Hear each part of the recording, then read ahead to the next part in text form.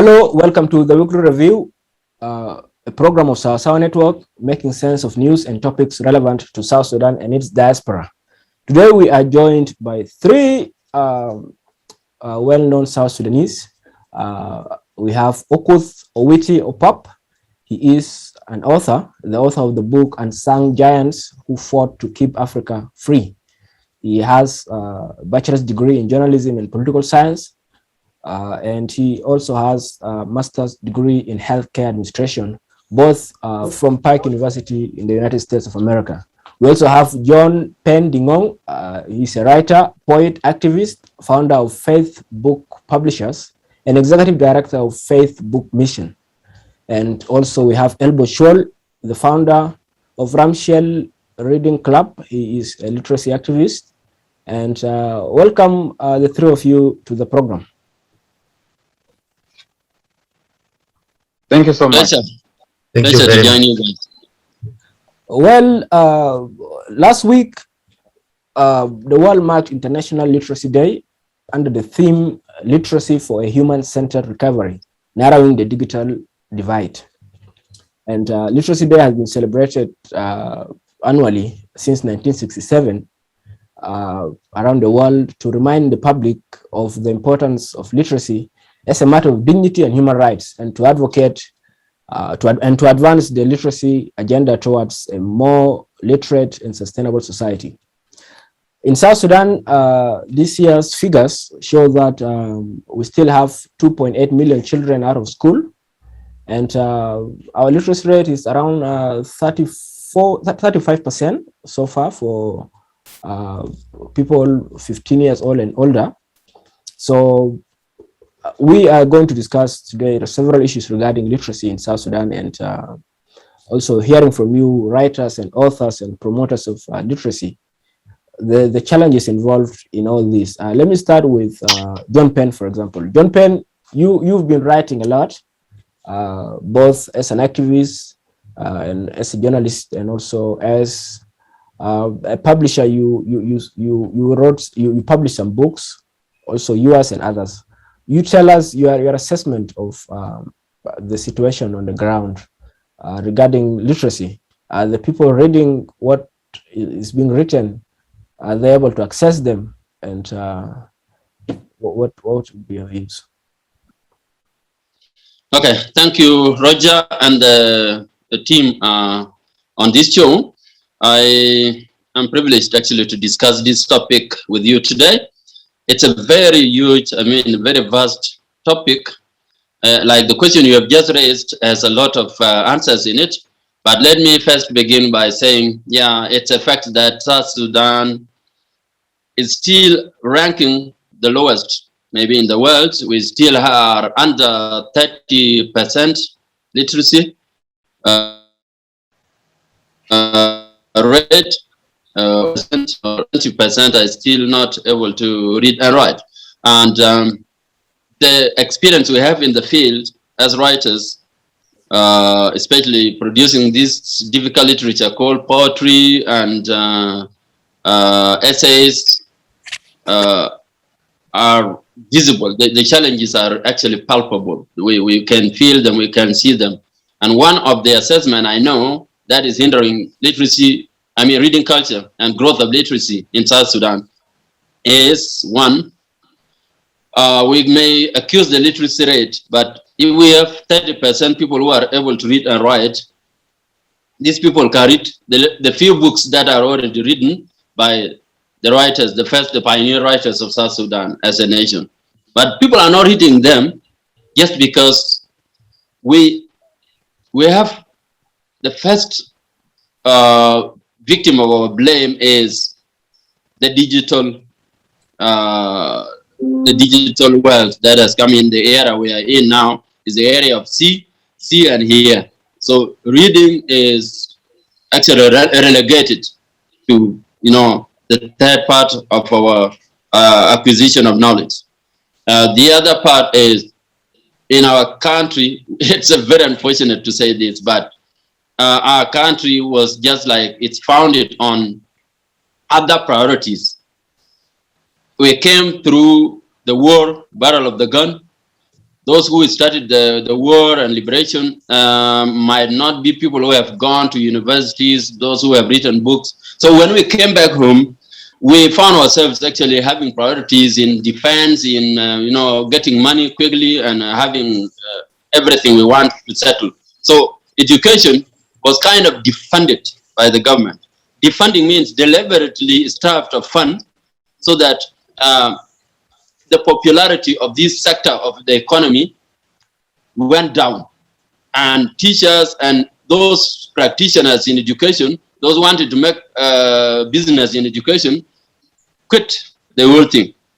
So this is the issue, while reading culture becomes a relegated issue in South Sudan. There are other more issues, like in education, there are no writers for South Sudan, so our books are not there in schools, not in the libraries, and the factors stopping our books to go there, I think I will mention that later on. There is political angle of it, but the basic ones are natural ones, like now the reading, the literacy rate, and the political will to promote literacy and reading in South Sudan. Yeah. Okoth, let me welcome you here. You are also an author. So while we are interested in hearing at first right now, what are the situation? What is the situation on the ground regarding literacy, and also the people being able to access what is being written and being able to read and understand? And so, given that you've written a book, let's start with you telling us also what inspired you to write that book. Okay, thank you, Raja, for this opportunity for all of us South Sudanese to share our views and experience regarding education. Yes, I wrote this book simply because I want to write a history of the Anyuak people that has not been written in the perspective of the Anyuak people. So this history is the first time the real history of the Anyuak people is written by an Anyuak man. For example, I want to talk only about one section of it, just a little bit, so that you have you understand what book is all about. This book is emphasis on two things. First, African in general was the origin of civilization. Civilization started in Egypt and Sudan, so by the black people. But later, Greek took over in Egypt and colonized Egypt, and they changed almost all the credit that the black people built. And secondly, to destroy what black people built, the Europeans destroyed and now look down upon the black people as people who are uncivilized and people who are not intelligent, while mathematics, science, agriculture, anything that we know today were invented by the black people. So colonialism and slavery, it was all this achievement black people had achieved. So writing history like this, it takes us back how powerful African people were, how intelligent they were, even though these things were not written and taught in the school where black will know their powerful history. That's the one part of it. The second part of this is the Battle of Chuol, fought in Anyuak in 1912 with the British. In that battle, British were defeated by the Anyuak kingdom in 1912. That history, which put English as an underdog nation, was not published anywhere. It was buried until today, and this is the book. To know all about this, this is the book. Unsung giants who fought to keep Africa free. The British were defeated by father of King Agada. This is King Agada. I haven't read the book, but I hope you got your sources right. Your sources the okay. Oh yes, my sources cannot be disputed. So even I can play you a little video here later so you listen. So now it was published by Africa World Books in Australia. Yes, it is published by African World Book. If anyone want to purchase, you can buy it either through Amazon, also through African World Book, and now other major book retail. You can purchase from them. Now, how important is such history to the people themselves, the target audience that you target? What do you say as the link between such history and their lives at the moment, and how to improve their lives? Yes, this is very important, especially for Black in general and South Sudanese in particular. For example, in the history we read, I came to the US when I did not have high school diploma. I got my high school diploma in the US, I have my bachelor degree and master's degree in the US. So the classes I took, there was no single history talking about Africa. If there is any one section talking about African Black people, it is not even more than a page. Just footnote. This telling us that the brainwashing by the Western media put African and Black in general nowhere in the literature. All they learn about themselves in school is how bad, how unprimitive, how uncivilized they were. And this makes Black people actually perceive themselves less human, because the only credit that the ancestors did were not published, were not published or make available to people to know their own history.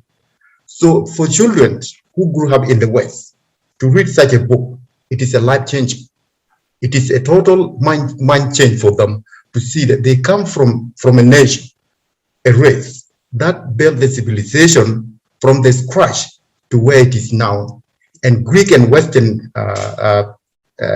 Greek and the rest of the Europe learn from what African already built, and they claim it as theirs. But the original, the builder of civilization, were the Black people. Well, let me share a quote here from someone called A.O. Share, who said once in a text here that addressing low literacy rates in countries such as South Sudan is crucial to reducing global poverty. Without the ability to read or write, communication skills are weakened and employment opportunities are limited. Therefore, giving people the chance to access an improved education such as literacy skills lowers the chance of one being in poverty and gets them on the path to an overall higher quality of life. With this, let me welcome Elbo Chuol, the literacy activist and the founder of Ramciel Reading Club, an online platform that provides reading materials, including books, to their members. Tell us, man, what has inspired you also to start Ramciel Reading Club, which, of course, right now I'm sure also in some of the clubs, reading groups formed by South Sudanese over the years. We hosted some of them last year on this show also. How unique is Ramciel Reading Club going to be from the rest, and what inspired you to come up with that? What inspired me to, first of all, I would like to thank a meeting with people like John. These have been, people I look up to for a long time, even before even our South Sudan Civil War, take place, and even Okoth. I'm happy to meet you too. I've heard about you. And actually, I'm going to buy your book for the record. I want to learn about Anyuak because my grandmother name from my mom's side, she's Anyuak, and my sister, she's called Nyawat right now after that grandmother. So what inspired me to introduce this, making books available to South Sudanese was I believe that if you want to change a nation, you have to change their thinking. And because when they think, they can be able to reason for themselves. So the one way to do or to close that gap is that we have to supply them book for them to empower themselves. And by doing that, we have a platform where we can engage, people to be able to access this reading material, to be able to empower themselves. And so last year we came up with a platform on social media, WhatsApp group, where I think for the last 1 year and couple of months, we've supplied over 1,000 books, if I would say.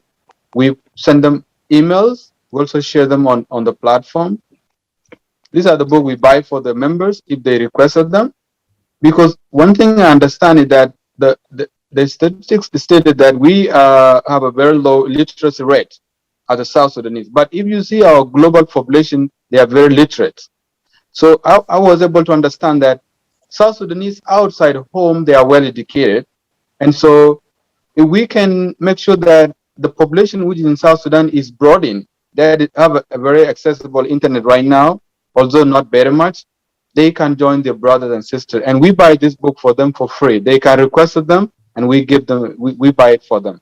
Because a university student who is looking for management book, it costs $1 here online, but in Juba, he or she cannot afford it. And so we make it available. So this one was also to make sure that we close the gap of a digital, divide that we're having right now, because, the world is progressing and South Sudan, as the way we see it, we're not making any much difference. Well, also in light of what is going on regarding the issues in the country, you see the war affected schools in several parts of the country, destruction and displacements of people and so on. I saw in the news in the morning today there is a forum in Malakal. It's called Upper Nile Forum. They were requesting, they were asking for rehabilitation of the schools there in the Upper Nile state. And this is something also that is part of the agreement there, the Rehabilitation agreement, and generally regarding schools throughout the country that needed to be evacuated, where they were occupied by soldiers, and those that were destroyed need to be rehabilitated, and also displacement of people need to be addressed so that people can come back. What is your views regarding this issue? Because the Ministry then the Secretary in the Ministry of Education last week said, it was quoted by another agency, the Turkish agency, that we have about 2.8 million children out of school. So this is an issue here, and schools in many places are not operating. What is your views here? You start Okoth, Owity, and then we hear from Jon Pen regarding this issue of really getting back South Sudanese children to school. Well, thank you again. I think even I myself here, one of the reasons why I'm selling this book, I just showed you, is because I try to raise money through book to fund teachers in Kuchala. There's no school existed. And it's not only because of civil war. Even before civil war, there was no school. So for people now to educate children who are in the villages, so I try to do this on my own. And also there are some few guys in Juba who are now doing the same thing. They are working for NGOs, and they try to try to find some volunteers, and they decide actually nobody can take that huge load for free. So they put their hand together, and they are now funding those volunteers $50. I think some around $50 a month for a person who volunteer, because it's not a salary. And so, and this is one of the reasons also I'm selling these on my own, so that I can be able to help in terms of education. So I know very well, I was born there and left South Sudan in 1993 actually. And since then, I never went back. But no, the change is very small in terms of education, and more has to be done. So I think since 2005, since agreement was signed, education would have been functioning now in South Sudan, given the time 16 years now. So we would have universities working from primary to high school, all of this would have been functioning. But since it was not a priority of the country, we see that the government is there, the Ministry of Education is there, and yet the schools are not functioning. So this is a challenge we are facing now, and I think we need to try many ways, either based on individual non-profit organizations or community-based to help with education, while the government is still not prioritizing education for all. So I think when you look at the lower literacy rate and also in development, these things, they have linked.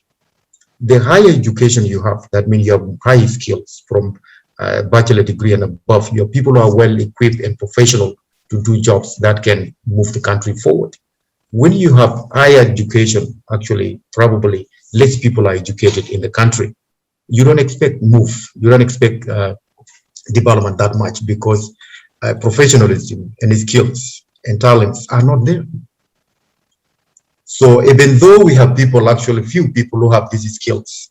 So given the situation we are in, countries at war, nepotism is there. So some people who have degree even might not get a job they're applying for, simply because the transparency and merits for someone to get a job, regardless of where he or she come from, these things are not there. So make things very complicated in South Sudan. We go for a short break, and then John, you will come in to give your perspective on that question. Welcome back, and John, you give us your view regarding this issue of many schools remain closed in South Sudan, many children out of school, according to the ministry, like I mentioned earlier, 2.8 million, and what needs to be done, because the country has been going through a lot, and this is the situation. That's me? Yes. Okay, yeah, thank you. That's a very interesting point. Quoting 2.5 million 2.8 absentees, 2.8 million children absent from school is a very mind-boggling news to me, and people who care about the future of this country, which is through education. So the effort being exerted by everybody that loves South Sudan and the future of South Sudan, especially our children who are waiting to go and start their education in the context of South Sudan, is appreciated. Like what Owity just said, everybody should attempt to reduce this gap and to take these children back to school. And that only is possible through what you just mentioned before, the implementation of the peace agreement, comprehensive peace agreement, and revitalized peace agreement. The implementation is not going on now. We are still stuck after 3 years on chapter 1, which is governance, sharing power, sharing the cake. And piece of this cake is meant to go to education. And that is in chapter 4. I know we talked about students being part of this implementation process in 2017-18 when we joined. I was part of the peace talks in Addis Ababa, Khartoum, and around there. And we emphasized seriously on the education side. So we were represented, I say we, as people who are taking part in education. I'm a teacher myself, and I'm busy producing education materials at the moment. But we were represented in the implementation process, which is sharing of the cake. The peace agreement has shared the resources in very equitable way. Like in chapter 4, which is talking about economic recovery, there is a committee that is headed by the president, the vice president, of course, Riek Machar, and the rest of the government. In that, the students are represented. They must have a body. And these representatives were going to address what you have just mentioned, Roger, about rehabilitation of the schools. We have heard that soldiers are still in some schools, in dormitories, in classrooms, as their barracks or garrisons. Now, how are they going away from there? The second issue is, how are we going to rehabilitate those schools? It is addressed in the agreement. Even if it means a private school, it can be rehabilitated through the arrangement in Chapter 5, which is reparation. You know, reparation is compensation of what has been destroyed during the war by the parties who are now back to implement the agreement. Having said that, it's not enough to say classrooms are vacated or renovated. How do we get people back there? They're here in Kakuma. I just came from Kakuma a few weeks ago, and what I saw there is heartbreaking. They are in Germany, they are everywhere around South Sudan, 360 degrees. These children are there. And then those in the IDP camps, those in the POC site, this protection of civilian site in Juba, in Malakal, Bor, and the rest. Those loitering on the streets of South Sudan. So it's a huge task to take them back. So after taking them back, the physical students, learners to the classrooms, then comes the task that we are talking about with Owity and Chuol. That is the content of our education, the substance that is going to be put in their mind is the third challenge. So before we talk of the third challenge, which is the content of our education, the syllabus, the reading materials, the books and everything, is there a possibility that these schools be rehabilitated or vacated? Is there a possibility that the children are repatriated? That's chapter 3. I handled that chapter. Repatriation, which is talking of humanitarian and refugees. So the whole thing is about the implementation of peace agreement. If this peace agreement is not implemented, we have not even moved to chapter 2. I'm sorry, I find myself discussing these things because it's my interest. I have been distributing this to the refugee camps in Uganda. And the question from the children, from the community is, when are we going back? Are there schools there? Because this is the pull factor. The pull factor is to have schools operating, to have health centers and everything, then the refugees would go. So the challenge is chapter 2 of the security arrangement before we go to chapter 3, which is taking back the people home, the children and the refugees and the rest. Chapter 2 is not implemented, and that includes vacating the schools, removing the soldiers from schools, from around the community, so that the children who ran away from these soldiers are comfortably settled there, without explosive steel strewn around schools, without these guys in uniform moving with their guns. So now, before we ask about the content, let's first wonder. I say wonder because we have no capacity to push Riek Machar, Salva Kiir, and the rest to do it now and now. They're stuck in their chapter, which is chapter 1. They have not gone to my chapter, to your chapter, the chapter of the children. All this agreement is divided into chapters, and everybody is waiting for their chapter. And the agreement expired literally in terms of timetable yesterday, on the 12th of September. That's when it was signed in 2018. It's supposed to end yesterday, but there is a grace period of 8 months. So by next year, it will end. What do we do? That's a serious issue, and we already heard from Owity, right? Let me welcome Elbow. Elbow also has been a prominent activist on so many issues. You are welcome to give your views on that as we try to finalize this issue so that we move to in the first place. What is Elbow, my friend? I like that name.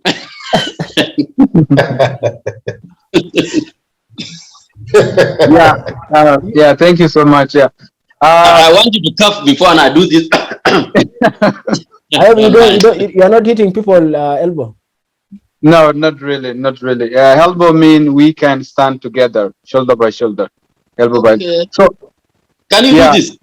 Yeah, that's why I believe in equity, right? Like our way of life, we are egalitarian people. We can stand side by side, so nobody's left behind, nobody's left. So we start with the security arrangement, as Penn mentioned. He has done a lot of research on this, and he has read a lot about it. You know, as you already explained, I believe that even if these schools were built and they have light and running water without people being secure to come back home, South Sudanese from all walk of life will still live in refugees camp across East Africa. And this is a sad reality we're seeing here, because the sense of coming back home right now depend on education. This is not beyond food, because South Sudanese, even if there was, before even civil war, they were outside our home seeking educations outside South Sudan. So this is about asking government to prioritize education to meet the challenge of 21st centuries. We know that the current system has no capacity to steer us forward. We have seen all those evidence, but we could only hide them as we wonder, as Penn mentioned, that they should have the will, the political will, to make sure that other chapters that include we, the ordinary South Sudanese, are able to be accommodated. Because now the chapter they're stuck in is a positional chapters where they're dividing their, the who should have who and who should have what and all that. So this is a disaster when it comes to education. 2.5 million, this is the future of South Sudanese. In the next 20 years, there will be close to over 5 millions, So we are talking about the future of South Sudan here. Even in addition to that situation of the schools that are closed, this story here I read on Anadolu Agency, is written by a South Sudanese reporter. There's also the factor of economic crisis affecting parents. They're unable to send their children to school. There is one student here, Rebecca Luel, actually a pupil, a 16-year-old primary 8 pupil who is at home. She said, she told the reporter she's unable to go to school because the father, who is a soldier, earns about 2,000 South Sudanese pounds, which is small, about a few dollars, only $5 or so. And the school fees is about 80,000 South Sudanese pounds, around $200. So you can see the issue of there's no correspondence between what people are earning and the bills they get, the demands, the basic demands of their children and their dependents. This is another factor that. What would you say about it? Yeah, the need for the government to make sure people live a very normal life and they are secure will actually help them make decisions that that encourage them to contribute to the to helping themselves. But even when there is no months in the country, the kind of economy we have now actually chase people away from their homes, because economy is a human right. You have to live in an environment whereby you are affordable to it. If you cannot afford an environment you are living in, you will end up leaving your homes. As history have shown, people leave their home because of lack of basic services, like even shelters, So I think government have to do more and prioritize education in terms of by providing security and injecting and supporting the economic capacity of the parents that are taking their children to school and educating them. Let me bring in now Okoth. No, before Okoth, let's hear from John, because John has been involved in writing a lot of books, poetry and so on. And I remember in 2018 there was a time you posted on social media that your books were confiscated at the airport in Juba. So the link between literacy, reading, the people reading the materials, the access to materials that are being read, and also censorship and this blockade by the government to curtail certain information. Even if they were to be having genuine concerns about what you wrote, did you feel they took the right step by just confiscating the books at the airport? If there was an issue, they should have taken you to court or so, right? Yeah, thank you. That's a very sensitive issue. It's not only about censorship or stopping the material from going to the market, libraries, school libraries, and the public. There are people who think the book written by about Jon Pen or whoever is not containing what they want the public to know. Because what's going on now is about what the government should tell the people, not what the people should tell the people, or what they should tell the government. So that's one of the reasons why our materials, books like,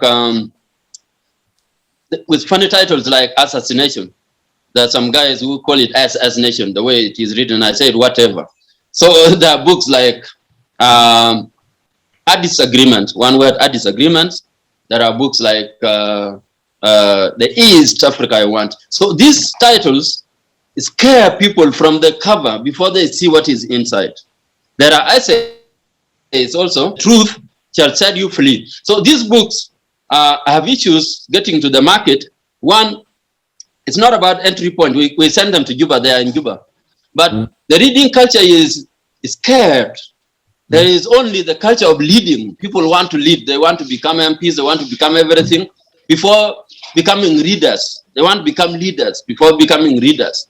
And for that matter, they don't even pay attention to this. And then the security guys would not want to see such a book, like written by foreigners or South Sudanese, books with funny titles, sensitive titles like Why Nation Failed. They are almost crime books, then like forbidden books. So in 2018, I remember 200 copies of Assassination were confiscated in Khartoum. We were going to the agreement, so wanted to carry them there to distribute them in the hall. but here guys captured them in the airport and they say, no, this book is bad. There are skulls on it, blah, blah, it's going to incite people. I said, okay, people will come to the street anyway. So the same thing in South Sudan. So when I go, for example, to Juba and organize a book launch in Juba University or any of the hotels around, this is the factor. People who will turn up, like students and youth and the people who want to read books, may have this point of separation because one, the event might be disrupted or not given permission. And whatever I'm going to present there and the questions to be raised against the poetry presented or essays or the story like Owity talked about might not be comfortably allowed to reach the public. So you mean you tried a book launch in Juba, or you looking at the perspective of, this issue of how do you call it, biasness? That people, when they already taken side, they don't want to read what you have written, especially Don't even talk about me launching a book in Juba. Launching myself into Juba is the first thing. And then now, when we bring the books to Juba, the thing is, in Khartoum, they used to audit everything before the book is, now like newspapers that are published, there is a national security editor, the last editor at 3 a.m. before the newspaper comes out. This also applies to books. It used to happen in Sudan. So the problem is censorship. Everything is automatically censored before you even talk about it. And it happened in Khartoum. I saw musicians being passed through some editors to screen their programs, to screen their lyrics before they go to the studio. Terrible. That's terrible. I had in Rumbek, somebody was beaten up. And people are arrested for creating songs against SPLM and something. So these books also, before they are read in South Sudan, they are seen to be against the government already when they see a face of Jon Pen or somebody else like that. This is killing our education. Welcome you here, Okoth. You have background in journalism and political science, and as a writer also. What do you see as the impact of such actions on the quality of information being consumed, and even the nature of information being consumed by our people, if they are not able to access? I think that's the killing of intellectuality. They are killing South Sudanese intellectuality because that's actually, the government is torturing people psychologically. So if people think the same way, they read the same article, and there's no any challenge. So how do we make progress if there's no challenge? And this if someone have different opinion or see things differently from the majority, And this person immediately is singled out for worse treatment, simply because it diverges from the majority. So in education, you cannot penalize people how they think. So, and that's now, doing this now, censoring, even like what Penn just mentioned, going to the, like as a journalist myself, journalists, they are free. They are eyes and they are the ear of the world. So if you now try to control them, you make the country to become a blind. No information from outside and no information from inside. Because what these people are doing now to censor, that's mean, even though worst things are going in the country, they don't want public to know. They don't want everyone in the country to know. So they are making everyone in the country blind. So this is a very serious issue. Go ahead. John and let's start with you again, Okoth. The issue of having alternative avenues, alternative means of getting information to the people, alternative ways of making people get books, like earlier on Elbow mentioned, WhatsApp groups where people access books, and several other means. What digitally? What is the future of that in relation to South Sudan? Also, recognizing that electricity and internet also is still a problem in South Sudan for many people. So, is this digital avenue able to compensate for the censorship and the blockade? Well, it's not an easy fix. I think in some way, like my book now, and I'm also working on the second one. Another way is to make it available is by to go and print them in Africa and make it cheaper for people to afford. Instead, now I'm selling it for $40. And someone who is getting paid, like you just mentioned, a soldier in South Sudan get paid $5 a month. They cannot afford $40. So taking book to Kenya, maybe print it there, it might bring down the cost, and people in South Sudan will be able to purchase a little bit cheaper if they can. Maybe, I don't know whether $10, $15, I don't know, until I start printing them off in East Africa. That will also bring costs down. So with the censorship, this is a government program.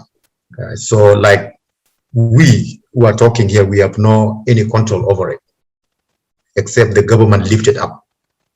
And this is the problem we have in the country, because when you have the top leaders who are ministers, deputy ministers, and secretariat, and some of them do not even have high school. Some of them were not graduate from high school. So seeing someone who have a bachelor degree, journalist just like you, is a threat. That's why we hear the word, we liberate you, we liberate you. You might be young by the time people were fighting, but now it's your turn to help. But they are warning you, they liberate. And the job they occupy, they would hire someone from Kenya, they would hire someone from Uganda, who is a non-South Sudanese, to work in the public office, and South Sudanese are not allowed to work in public office in other countries. So I remember there was a politician, very famous politician, and he was at a public place, and he internet cafe, and the somebody who was the secretary, a non-South Sudanese, was the one having the email address and the password.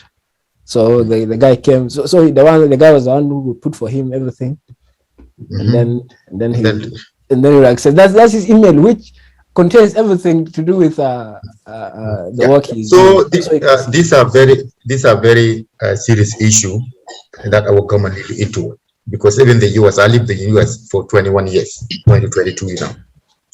Before you become a US citizen, there are some jobs that require you to be a US citizen. Whether you're from another country, you have to be a citizen first before they hire you in that office. And you have to have a proof that you become a US citizen. Despite South Sudan, you become a US citizen.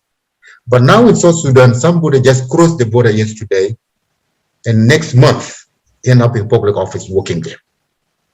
Even the proper document, how we get to here, does he allowed to work in South Sudan? These things are not required. Yeah, that's pathetic. And yeah, this is your sensitive information and conflict of interest, and yeah, the information that they could be sharing with other people, and even if you trust them individually, there are limits to do when it comes to public office. And these are some of the things last time we mentioned, but though it's not so much important to us here in this discussion, but it's serious. Yeah, as my brother said, Alfred, the issue is people who are still telling us today that we liberated you, have not realized that the time is gone. That statement has gone. We have to revive it by saying, we will, or we are here to liberate you. So the we liberated you is a past tense. We should use present tense, that we are liberating you, and we want to liberate you. And the liberation we're talking about today is here, from the brain. Yeah. So we are here to liberate you. We are going to liberate you. Needs a different weapon, not AK-47 or Owity and all those. So what we want to give the children now for liberation and our people are books, are literary materials, that everything that replace the war and the background knowledge of your tribe, your culture, with the modern system that can enable you to work in Kenya, in America, in South Sudan, and everywhere. And one of the tools, for example, has been repeated by Chuol, by Okoth, and I'm telling you now, is to avail books to the South Sudanese people. If there is censorship, there's a problem of the literary infrastructure, like libraries are not there, and there's no market for literature, no printing press, nothing like that, no book clubs, then we have to work on this. And for example, on my side, part of the liberation tools is to provide an avenue for cheap publishing, like Okoth just said. Cheap publishing is, these days, America has liberalized it. It's called self-publishing. You just, like you did with your books last time, very important books. I'm reading part of it now for journalists and South Sudanese who want freedom of expression to learn about the laws of South Sudan, what the laws are saying about what I'm saying now. So these books need to be available to the public through self-publishing, not traditional publishing. Traditional publishing holds books as theirs and they distribute them to their market, the market they choose. That's the old days. Yeah. But I design my own book. I write it. I give it to the editor. My friend, peer editing, for example, that's what we do at Faithbook Publishers, and we put it to a designer, work to a printer. Have your book out, publisher wants, not the market.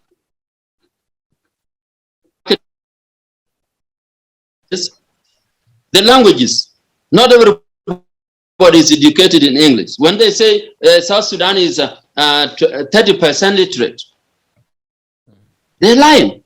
I have my mother reading the Bible here in Dinka. So they have not figured in the South Sudanese languages literacy. So we have to venture there. Like now with my team here, we're at the Faithbook Mission, Faithbook Publishers, we have attempted to publish books in English and then translate them to Dinka, to Juba Arabic. We tested even with Bari and Luo. So we're going to avail these books, reading materials, children's books, and religious books. For example, we have the Faithbook Digest. The Faithbook Digest, which is Faithbook is the company name, is another name for Bible. Faith, not Facebook, the social media avenue. So we have now in Dinka, and we are moving to Juba Arabic. So another way of availing these things is to give them in the language they want. Like you can't give a walwal to somebody in Western Equatoria. They have their staple food. So this is what we want to do with literacy also. So books like this, like the Faithbook Digest, is in Dinka now, you see, and we are going to put it in Juba Arabic. And we do it locally here. We enable girls and boys as low as in secondary school to write stories about the war and write them in that simple language they have. And we translate them or publish them using the method I told you about, which is self-publishing.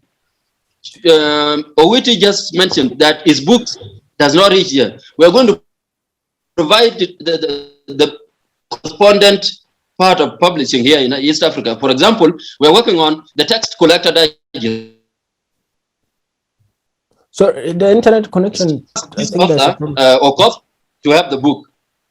In East Africa, we print it here, then we distribute it here instead of importing it as book. Hard covers from Australia, and then the e-book system. They can't be exhausted, but Amazon cannot be accessed in South Sudan. But we'll find avenues later on. But here we first deal with physical and mental issues of reaching the market. As we conclude, we hear from you all the three, starting from Elbow, the future of reading. We have like 10 minutes or less.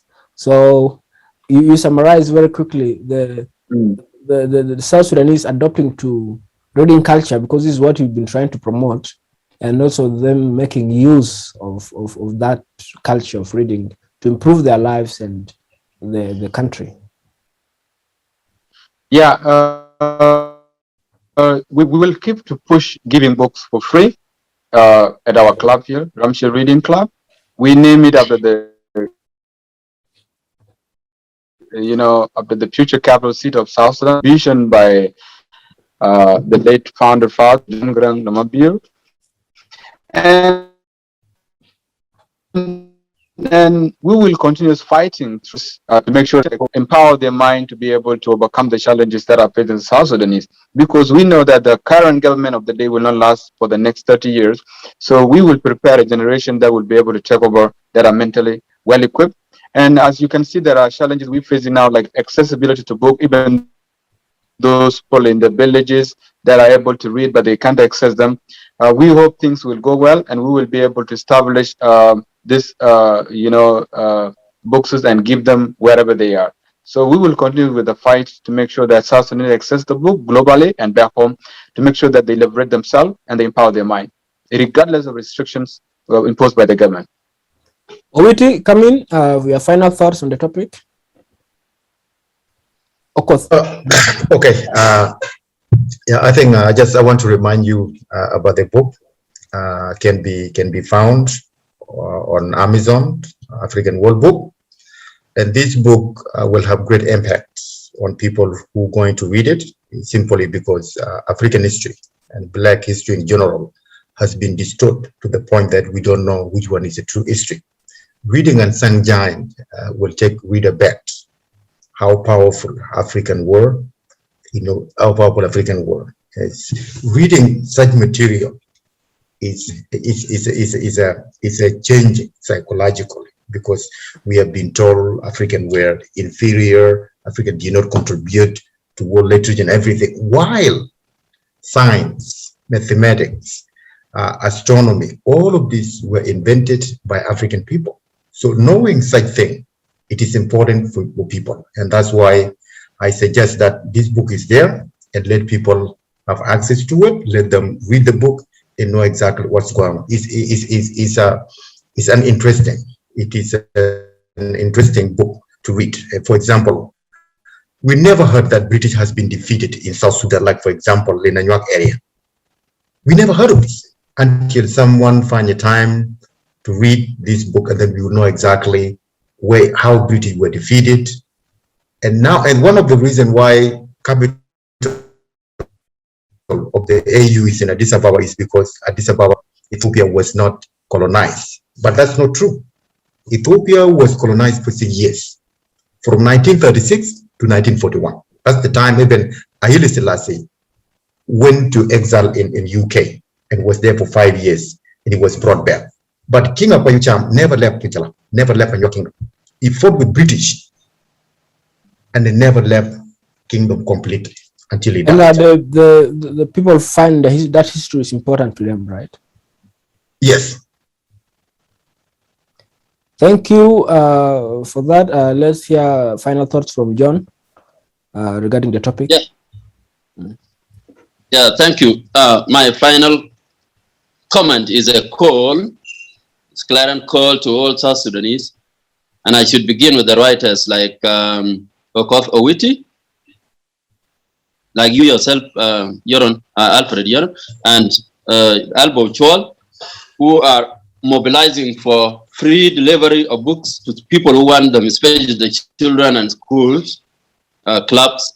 So the clubs like Ramciel Club, like Sudanese Reading Society, the text collector, Africa World Book, that prints books outside, must have a common meeting ground to discuss the books should get to the country, to the readers free of charge. Free of charge is a bad word these days. I don't encourage it. But of course, a child whose father hands $10 a month cannot buy a book. A school that charges a child $30 cannot stock a library. So can we have a joint effort, like a conference, like, sessions like this you are holding, to bring all these books dealers together, the practitioners in educational material together. And then we find a way to make our books access the market. That is the best call I can feel like I should give to South Sudanese today, so that the book of my brother about the Anyuak kingdom, about the British versus the Anyuak, which is British versus the South Sudanese, is known by our people, by our children, not the Mao rebellion, all those things. So this is the call. Let's find a way to get the books to the market. They are not free because a printer in East Africa cannot print free books. So we have to find out how to extract the books using money from East Africa, from Khartoum, from Australia, and then deliver them to the school and to the reader free of charge. And with access. Access is language. Access is whether it's library. So we should know about the libraries in South Sudan, should know about the schools, what are they stocking, and all this. These are an assignment I give to my brothers here. I give you, Alfred, and I give everybody that's going to look to listen to this short interview. And we always need to meet every day, always meet as groups, as practitioners in educational materials, and deliver the real education to our people. Of course, calling upon the government, the authorities, to open the space so that books can go there. Everybody needs to know what to consume. So that's my last call. Thank you. Thank you very much for this. Yes. Thank you for inviting us. We continue to look forward to you. You are a patriot. You never give up, and you are changing people's minds the way you are, keeping writing this article. We've been reading them. They are widely published all over the world, and people read them so well. So even we've been sharing them in our groups and also through our emails. We'll share the books also. Yeah. Well, next time, and also thanks to our viewers for watching this.